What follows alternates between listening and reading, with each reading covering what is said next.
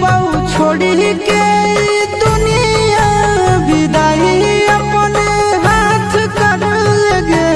आगे सोनाया रावा हो भरती पटनावा में आके मुलाकात कर लगे। आगे सोनाया रावा